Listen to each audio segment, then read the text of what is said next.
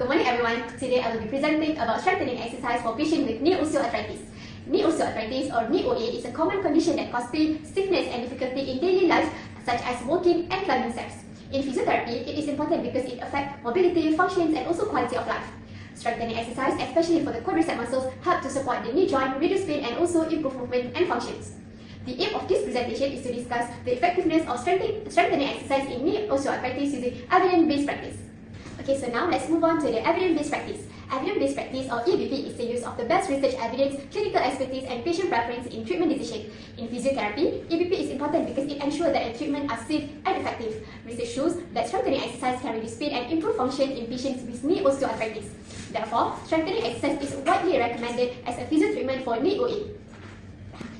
Okay, now let me explain about PEDO scale. PEDO scale stands for the Physiotherapy Evidence Database Scale. Developed in 1999, it is an 11-item checklist specifically to evaluate the methodological quality of randomized controlled trial or RCT. The main purpose is to help clinicians quickly see if a study has strong internal validity and sufficient statistical data to make the result interpretable. Okay, the scale look at the 11 specific components. Item 1, check the eligibility, which represents external validity or who the study applies to. Item 2 to 9, focus on internal validity, look at the core measure to prevent bias such as random allocation, consider allocation based on comparability and blending. Finally, item 10 and 11 evaluate the statistical reporting. Ensure the paper provide clear between article, comparison and point measure. When it comes to score data, each item is marked as either yes or no. However, item 1 is excluded from the final score. This means the total PEDO scale range from 0 to 10. As a principle of thumb, a score of 6 to 10 is considered high quality, 4 to 5 is fair quality, and 3 or below is considered poor quality. This ranking helps us instantly decide strong evidence from flawed research. Next, I will compare two research articles using the PEDO scale, which is a tool used to elevate the quality of the randomized controlled trial.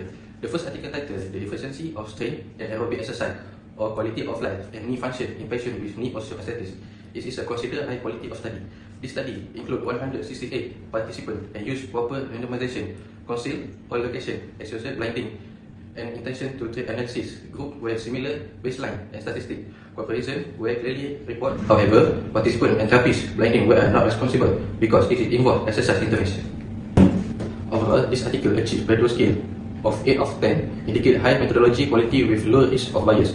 The second article title is Quadriceps Strengthening Exercise and Knee Biomechanics During Walking and Knee Osteoarthritis in considered low quality. Although it was a randomized controlled trial to study only include 30 participants and had a short follow-up period of 12 weeks. The study did not clearly report concealed or location, essential blinding or intention to treat analysis. Because of this limitation, the PEDO scale was only 5 out of 10. In conclusion, the first article is a high quality article and the second one is a low quality article. So I will explain about first article summary. For the first article, is a high quality article. It's about 3-arm randomized controlled trial that was designed to compare the impact of knee-related quality of life in people with systematic knee osteoarthritis on their outcome for a standardized strength exercise program or aerobic exercise program over the course of 1 year. Randomized trial were conducted on 168 individuals, each around 35 to 70 years, who had been diagnosed with knee OE, both systematic and radiographic, and met the 3 or more clinical criteria defined by the American College of Rheumatology. 3 groups were selected: a strength exercise group that completes supervised balance and resistance training 2 to 3 times per week, an aerobic exercise team that performed 30 minutes of stationary cycling at moderate intensity, 70 to 80% of maximal heart rate, twice to the time weekly for 12 weeks, and non-new regular exercise program where participants continue with their usually routine without changing. At a 1-year follow-up, there was no statistically significant difference in the injury of osteoarthritis outcome score (KOS) score between the exercise group and those in a typical care setting. Nevertheless, research revealed that the 2 exercise groups showed enhanced quadricep muscle strength and increased maximal oxygen uptake in comparison to standard care, while the strength group demonstrated improved self-efficacy for pain at the end of the year. First, let's start with what this study did well. They didn't just compare exercise to nothing, they compared strength, training, and cycling directly against a normal care routine. To see how patient felt, they used a high-quality questionnaire perfectly tuned for younger, active people. But they didn't just take the patient words for it. They used laboratory machines to measure actual leg strength and lung capacity with automats. Plus, their math was smart enough to count the patient's data even if they miss a later appointment.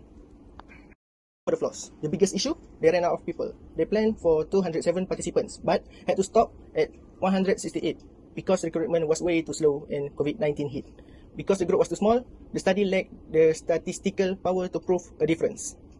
This bias, or how human nature might have messed with the data. First, you can hide the exercise. The patient knew they were exercising, which might have subconsciously made them score their quality of life a bit higher on paper. So, what's the final verdict? on a standard checklist, the study gets a high grade. Now, I will present a summary of a low-quality article that emphasizes on knee osteoarthritis. The study objective was to see if a 12-week quadricep strengthening program actually changes the mechanical forces and workload inside the knee joint while walking. The trial involved 30 adults with confirmed knee osteoarthritis, with their mean age and BMI was 57.1 years old and 37.1 for BMI. They were split evenly into two groups of 15, which is a training group and a control group.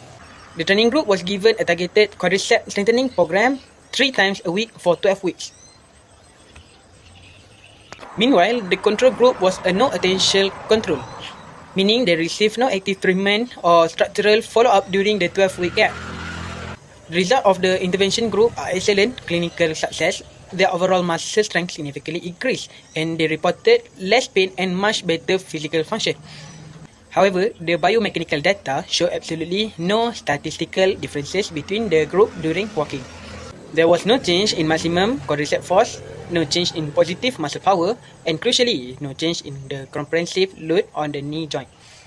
Ultimately, the study concluded that while strength training definitely reduces pain, it does not alter knee biomechanics during walking. Now, I will briefly critique the second article based on its strengths, weakness, possible bias, and methodological limitations. One strength of this study is that it used a randomized controlled trial design, which increased the reliability of the research. The researchers also used objective biomechanical measurements, such as quadricep force and knee joint load, making the finding more scientific. In addition, the exercise program was clearly explained and conducted consistently across 2 research centers. However, the study also has several weaknesses. The sample size was very small, with only 30 participants, so the result may not represent all patients with knee osteoarthritis. The control group also received no treatment, which may cause placebo or motivation effects in the exercise group. There was also possible performance and detection bias because participants knew whether they were exercising, and some outcomes were self-reported. Importantly, the article had a low Pedro score of 5/10, showing limited methodological quality, especially due to lack of blinding.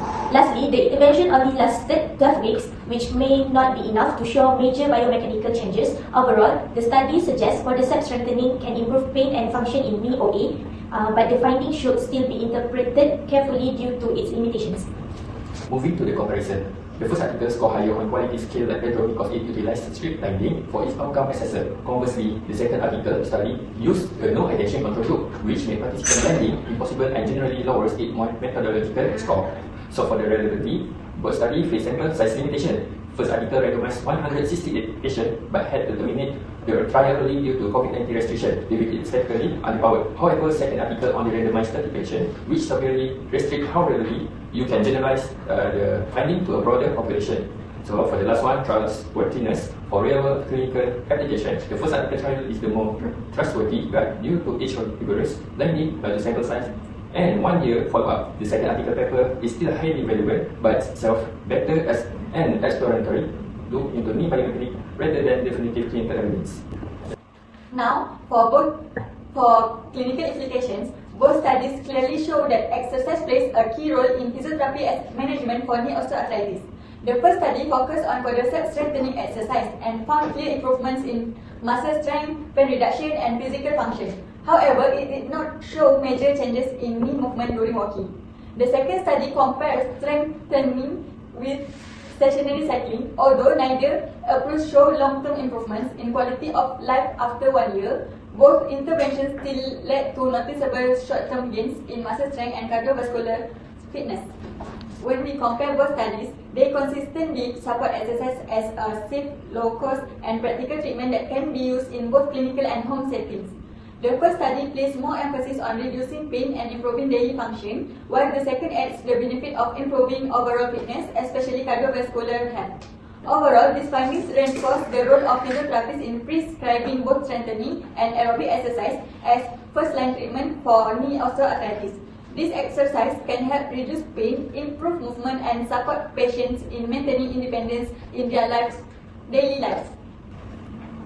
To conclude, this presentation has covered the use of evidence-based practice and the Pedro scale to evaluate 2 studies on strengthening exercise for knee osteoarthritis. The first study by Estate and College received a high Pedro scale of 8/10, making it finding more relevant for clinical practice. The second study by Devita and colleague scored 5 out of 10, meaning its results should be interpreted with more caution.